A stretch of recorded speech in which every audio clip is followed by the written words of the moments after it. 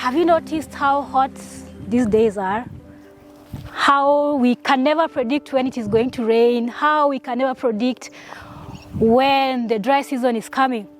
This is all what we call climate change. We have decided to cut down our trees. There's a lot of deforestation everywhere. That term is very familiar with us.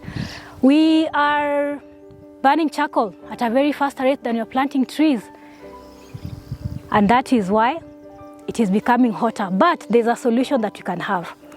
We can take care more of our forests and be able to have the fresh air, and we have predictable rains, and we have enough food for everyone.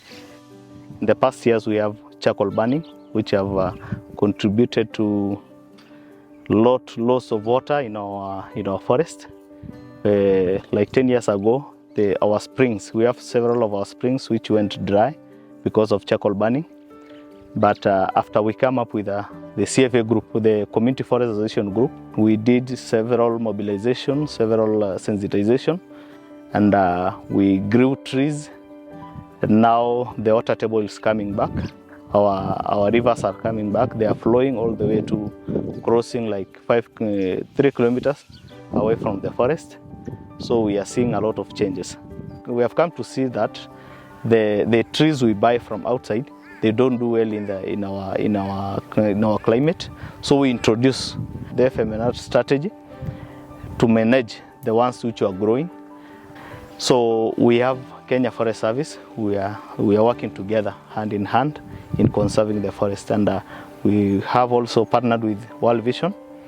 We have a nursery of 10,000 seedlings currently, and we are trying to do more.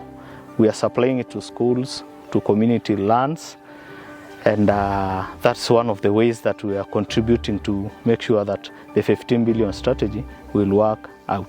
So for Kajiado County, we are privileged to have one major forest, which is the Namanga Hill Forest. It is the largest among the 3 in the county, the natural gazetted forest. For the International Day of Forest for this year, the theme is Forest and Innovation.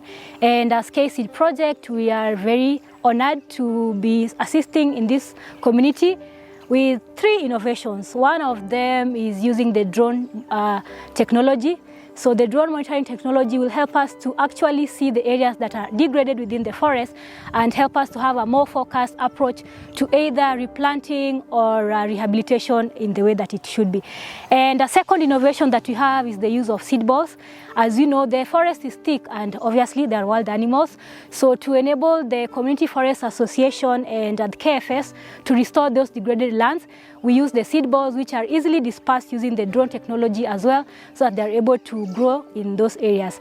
And another technology that we are introducing as KSEED is the application of the farmer-managed natural regeneration. Obviously, growing trees from a very young age, or this tree seedling, is not an easy task. So we encourage the community to take care of the already existing trees that are indigenous to those areas so that they're able to grow better with less effort and less cost, apparently, to be able to grow this forest to the nature that it's supposed to be. I would encourage all of us to join the President in the national goal of planting 15 billion trees. We are working with this community to enable them plant part of that 15 billion trees. And on this day, I would also want to say congratulations to World Vision for having been with these communities for the last 50 years as we commemorate our 50th anniversary as World Vision, working for sustainability in our communities.